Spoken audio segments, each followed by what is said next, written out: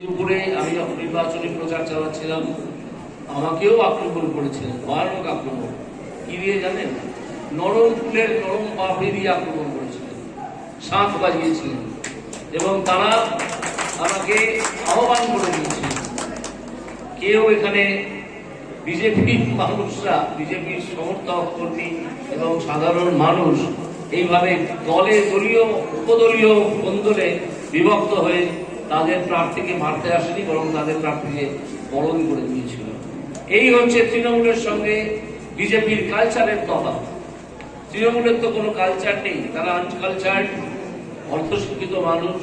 তাদেরকে দু একটা গভীর প্রশ্ন করবেন, দেখবেন কোনো প্রশ্নের উত্তর তাদের জানা নেই। শুধু তারা বলে খেলা হবে, খেলা হবে। আমি তার সঙ্গে একটা ছোট্ট লাইন জুড়েছি, খেলা হলে খেলা হবে, ছগল খেয়ে বাড়ি যাবে।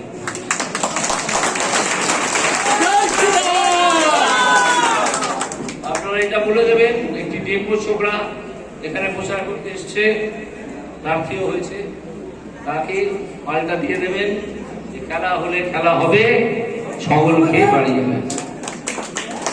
দেখবেন তারা ওই সিঁড়ির তলাতে লুকিয়ে পড়েছে।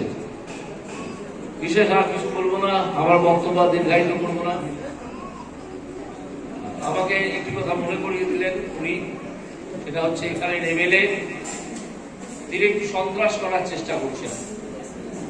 সেই এমএলএ কে আমি এই সভায় দাঁড়িয়ে আপনাদের সকলের সামনে হুঁশিয়ারি দিয়ে যাচ্ছি। আবার আমি কথাটা রিপিট করছি, সেই এমএলএ কে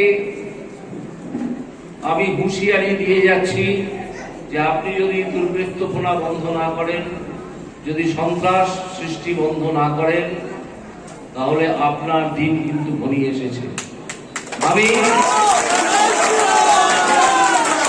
আজ সকালে প্রথম সভায় বলেছিলাম যে এমএলএটির ব্যক্তিগত সম্পত্তি, যার সঙ্গে তার উপার্জনের কোনো মিল নেই, সেটা আমাদের জানা দরকার। আপনারা শুনে নিশ্চয়ই আশ্চর্য হবেন না যে সেই তালিকাটা আমার কাছে এসে গেছে। এবার সেই এমএলএর বিরুদ্ধে কিভাবে তিনি এত সম্পত্তি করলেন, কোঅপারেটিভ তৈরি করে দুর্নীতি করলেন, সেই জিনিসটা নিয়ে তদন্ত শুরু হবে এবং তিনি হয়তো আবার তিহাড়ে চলে যেতে পারেন। এই এমএলএ যদি এই হুঁশিয়ারি শুনে চুপ করে থাকেন, সন্ত্রাস যদি তৈরি না করেন, তাহলে আমাদের আর কিছু বলার নেই। আপনি গণতান্ত্রিকভাবে যা করেছেন করুন, কিন্তু মনে রাখবেন যে দুর্নীতির খবর এর মধ্যেই আমার হাতে এসে পৌঁছেছে, সেই দুর্নীতির জন্য আপনার বিচার হবে। সেখান থেকে আপনি এড়াতে পারবেন না। আপনার দিদি বা তার আত্মীয় স্বজন বা তার লোকজনেরা এইখান থেকে আপনাকে মুক্ত করতে পারবেন না। ফলে আজ সকালে এই ঘটনা শোনার পর আপনি জেনে রাখুন, বিপদে আপনি পড়ে গেছেন। সাবধানে থাকুন, গণতান্ত্রিকভাবে কাজকর্ম করুন।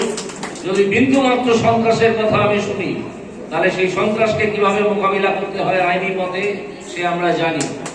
আর আপনার ব্যক্তিগত সম্পত্তি নিষেধ নিয়ে কিভাবে আপনাকে কোণঠাসা করে দিতে হয়, কিভাবে আপনার বিরুদ্ধে যাতে তদন্ত শুরু হয়, সে কাজ আমরা করবো। এটা আপনি জেনে রাখুন, এটা করবোই। সুতরাং আপনারা এই এখানকার বিডিও অফিস, তাদেরকে বার্তা দিয়ে দিন যে তোমরা সরকারি অফিসে বসে একটি দলের হয়ে কাজ করো না। 1 নম্বর, আপনাদের কাছে যে কাজগুলোর কথা আমি বললাম, 1 নম্বর। 2 নম্বর হচ্ছে, সেখানে যে কন্ট্রাকচুয়াল ওয়ার্কাররা আছেন তারা একটা মন্ত্রক নিয়ে কাজ করছেন, এই খবর আমরা পেয়েছি। তাদের নাম এবং ঠিকানা এটা জোগাড় করে আমাদের রাজ্য নির্বাচনী কার্যালয়ে পাঠাবেন। আমরা দেখে নিতে চাই নামগুলো, তাদের সঙ্গে পরিচয় করে দিতে চাই। 3 নম্বর হচ্ছে, এই এমএলএ কে একটা খবর পাঠিয়ে দেবেন যে তুমি আর বেশি বাড়াবাড়ি করো না, সম্ভবত তোমাকেও চলে যেতে হবে বিভিন্ন। সুতরাং আর দীর্ঘায়িত করবো না, অনেকক্ষণ হয়েছে, আপনারা অনেকক্ষণ আছেন এখানে। আমি এই কথা বলে আবার